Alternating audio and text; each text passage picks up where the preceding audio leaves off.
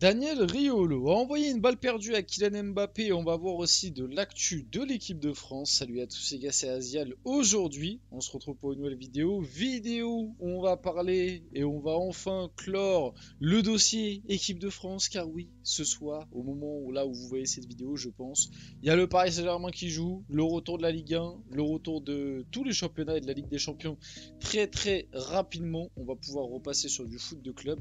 Dernière petite vidéo sur du coup l'actu de l'équipe de France avec notamment une déclat de Daniel Riolo sur Kylian Mbappé. Encore une fois où il n'a pas été tendre, hein. Il n'a pas été tendre, il a envoyé petite balle. Voilà, donc on va voir tout ça avant que la vidéo commence. N'hésitez pas à la liker, à commenter, à partager, à vous abonner. Ça fait toujours plaisir et ça aide pour le développement de la chaîne. Et nous, on va pouvoir y aller dès maintenant parce qu'en vrai, il y a pas mal de choses à voir dans cette vidéo. Donc on va y aller directement et commençons par la déclat de Daniel Riolo sur Kylian Mbappé. Le tout pour Kiki, ça ne marche plus, c'est terminé, il n'y a plus rien. Le problème Mbappé me semble plus grave que ce que l'on pense. Descendre avec un niveau aussi faible, c'est préoccupant. Bon, est-ce que j'ai besoin de vraiment rajouter? Je suis globalement d'accord avec tout ce qu'il a dit. Le truc que je trouve quand même très marrant avec cette déclat, c'est que Daniel Riolo faisait partie des gens qui t'expliquaient qu'au PSG il fallait le tout pour Kiki justement. Il faisait partie des mecs qui t'expliquaient qu'au PSG il fallait qu'Mbappé soit capitaine, qu'il fallait que Mbappé, toute l'équipe tourne autour de lui, que le tout pour Kiki règne au PSG, que c'était comme ça que le PSG allait gagner avec des champions. Je suis quand même très surpris et je trouve ça quand même très marrant que à peine un an après, le discours soit tout autre et qu'on t'explique qu'en fait le tout pour Kiki ça ne marche pas. Enfin parce que là il dit ça ne marche plus, mais pour moi ça n'a jamais fonctionné.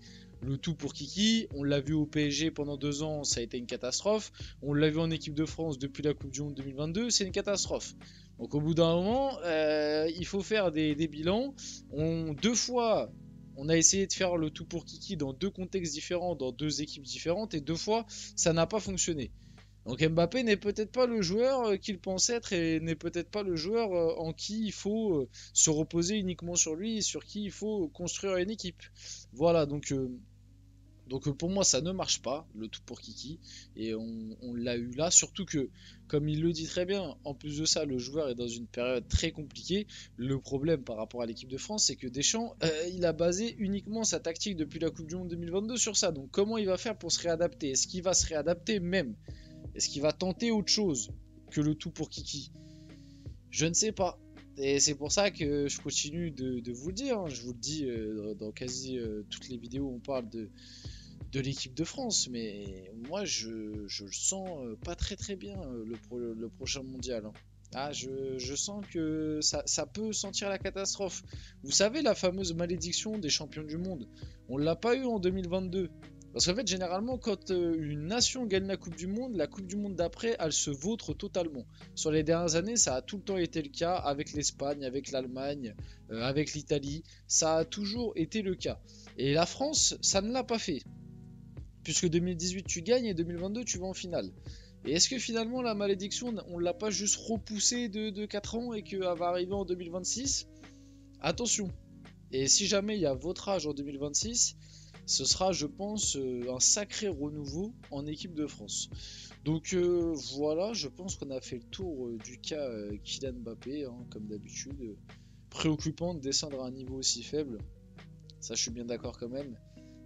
Peut-être parce qu'on pensait que son niveau, enfin, quand il était au top, on pensait que son niveau était bien plus haut, alors que peut-être qu'il était juste à son maximum aussi. C'est ça la question qu'il faut se poser. Mais c'est vrai que le niveau de Mbappé est préoccupant. Hâte de voir ce que ça va donner ce week-end en vrai. Face à Leganés, si je me trompe pas.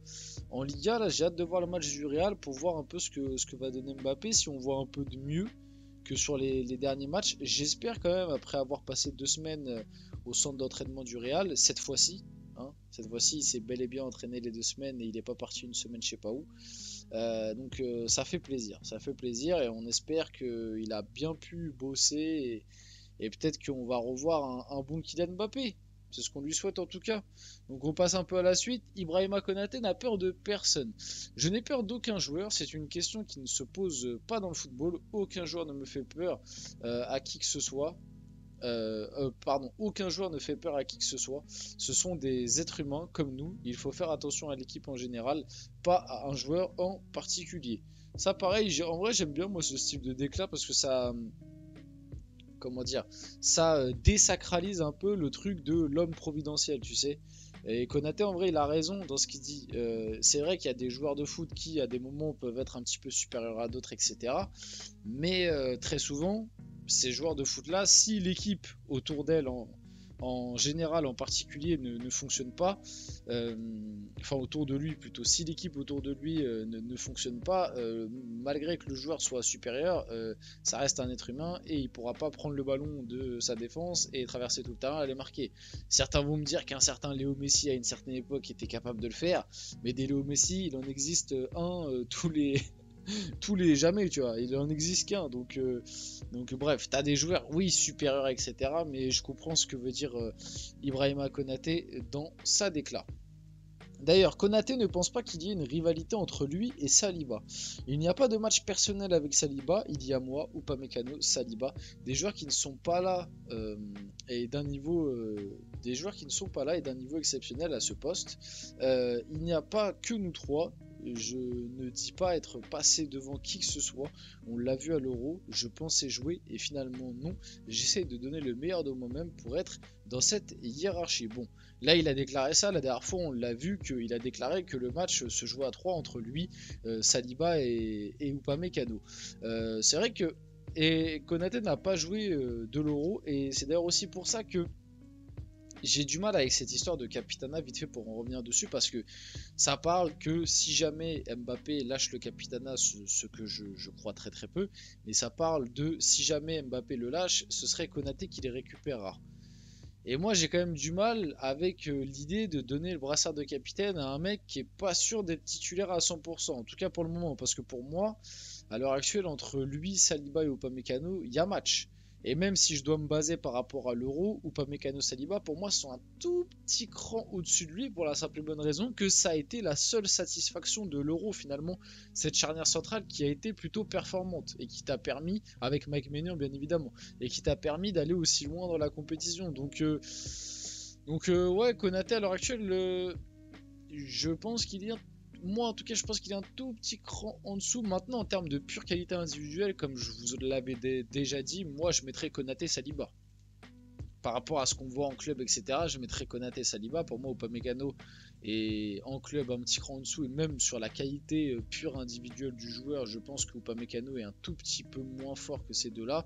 Maintenant, sous le mot de l'équipe de France, Upamecano, il a très souvent répondu présent. Donc c'est dur de le reléguer à un rôle de remplaçant comme ça d'un coup, alors que le mec est là depuis plus longtemps. Et puis le mec est performant avec le maillot de l'équipe de France. Donc à voir comment tout ça va évoluer. Jérôme Roten fait un pas vers Jules Koundé. Je l'aime de plus en plus, il a de l'autodérision, il est dans le second degré et accepte les critiques. Sur le terrain, il est surprenant. Bon, ça c'était par rapport à, vous savez, à la petite polémique qu'il y a eu lors du dernier rassemblement où enfin Jérôme Roten et Jean-Michel Larquet avaient critiqué la tenue des joueurs de l'équipe de France et notamment celle de Jules Koundé.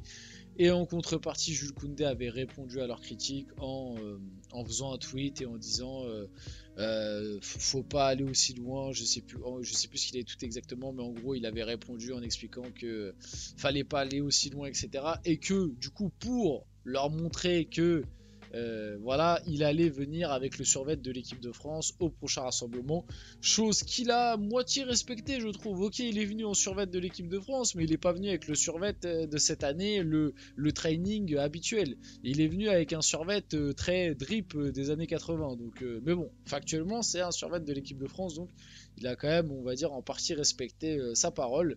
Et du coup, voilà la réaction par rapport à ça. Bon, moi, débat à l'époque, j'en avais pas fait d'idée parce que parler des tenues des joueurs de l'équipe de France, on est tombé bien bas dans l'analyse et c'est vraiment que pendant les trêves, on a rien à dire. Hein, parce que bon, moi, vous pouvez me reprocher de parler de Mbappé tout le temps, mais je préfère parler de Mbappé tout le temps que de parler des tenues des joueurs de l'équipe de France, hein, personnellement.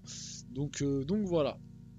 Voilà par rapport à ça. Et pour finir la vidéo du coup, Deschamps sur Manu Koné. Donc ça c'était avant sa première sélection. C'est juste pour vite fait parler de Manu Koné et dire que très surprenant.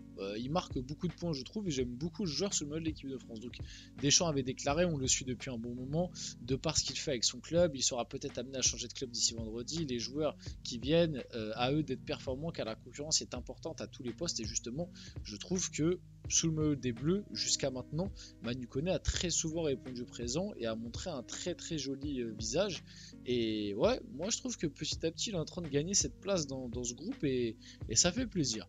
On finit la vidéo là-dessus. J'espère que cette vidéo vous a plu. Si c'est le cas, n'hésitez pas à la liker, commenter, partager et vous abonner. Les gars, c'était Azial. On se retrouve très rapidement pour une prochaine vidéo.